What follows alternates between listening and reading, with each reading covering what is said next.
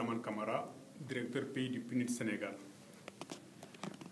Le programme Emploi des jeunes a été initié au niveau régional, au niveau de la sous-région, et le Sénégal a bénéficié également de cet appui du PNUD en coopération avec les partenaires techniques et financiers qui est le gouvernement de l'Espagne.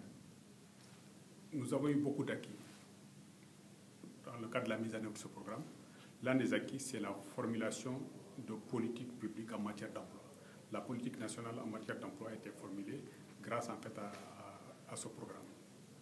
Nous avons eu également un autre résultat qui était important, c'était encourager le gouvernement à la production de statistiques fiables dans le cadre d'une meilleure connaissance du marché de l'emploi au Sénégal, au travers de l'appui qu'on a apporté à l'ANSD, qui est l'Agence nationale de statistique et de démographie. Le troisième, ce sont les actions sur le terrain, la création de chaînes de valeur dans le secteur de l'agriculture.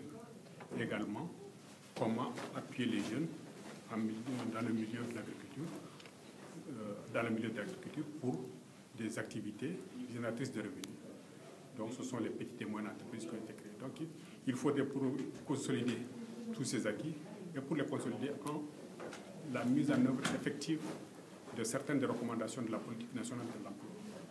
Et cela en partenariat avec tous les partenaires techniques et financiers, tels que la BAD, qui ce matin a parlé des mécanismes de financement, la BAD qui a parlé des mécanismes de financement, l'UNESCO qui a parlé du renforcement du curricula, et d'autres partenaires techniques et financiers tels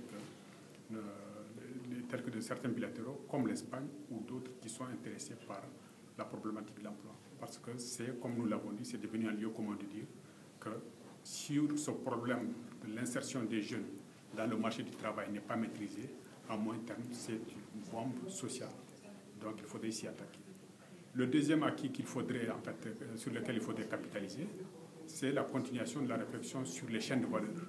Comment dans le secteur rural, où nous avons un fort potentiel de croissance, on peut intéresser les jeunes à l'agriculture au travers de l'accès au financement. Le troisième point sur lequel nous pouvons également essayer de capitaliser en partenariat avec d'autres, même si nous n'avons pas un savoir-faire important là, c'est l'accès au crédit, adapter l'accès au crédit, faciliter l'accès au crédit aux jeunes, pas seulement à ceux qui veulent créer des entreprises de taille moyenne, mais également celles qui veulent créer des entreprises à taille plus réduite. Donc il est important donc qu'il y ait en fait une facilitation de l'accès au crédit, également l'accès à la formation.